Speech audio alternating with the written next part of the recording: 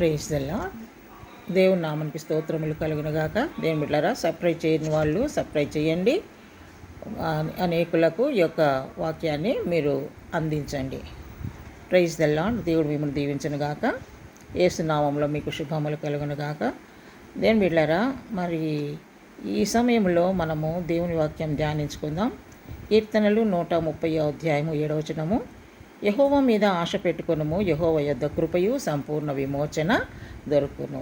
దేవుని మీద మనము ఆశ పెట్టుకోవాలి. నువ్వు అనేకుల మీద ఆశ పెట్టుకుండవచ్చు, దాని మీద దీని మీద ఏవేవో ఊహించుకొని వేటి మీదనో ఆశలు పెట్టుకొని జీవిస్తుండొచ్చు. కానీ ఏ వాటి మీద నువ్వు ఆశ పెట్టుకున్నా లేదా ఎవరి మీద నువ్వు ఆశ పెట్టుకున్నా నిరాశకే నువ్వు గురి అవుతుండవచ్చు. కానీ దేవుని మీద నువ్వు ఆశ పెట్టుకోవాలి.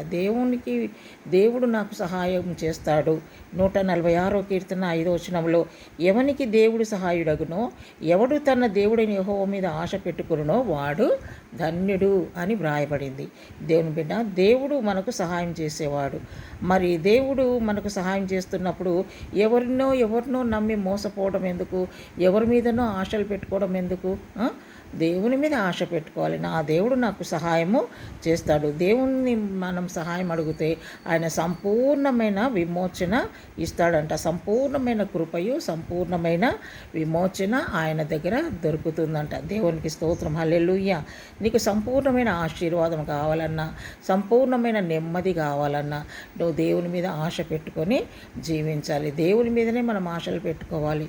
ఎందుకంటే మన ఆశలన్నీ తీర్చువాడు ఆయనే. దేవునికి స్తోత్రం. హల్లెలూయా. ఎవరైతే దేవుని మీద ఆశ పెట్టుకుంటారో వాళ్ళు ధన్యులంట. చూసారా ఎంత మంచి మాట.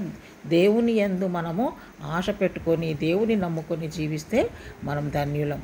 కనుక మరి దేవుని బిడ్డ, ఈ సమయంలో నువ్వు దేవుని మీద ఆశ పెట్టుకొని జీవించు.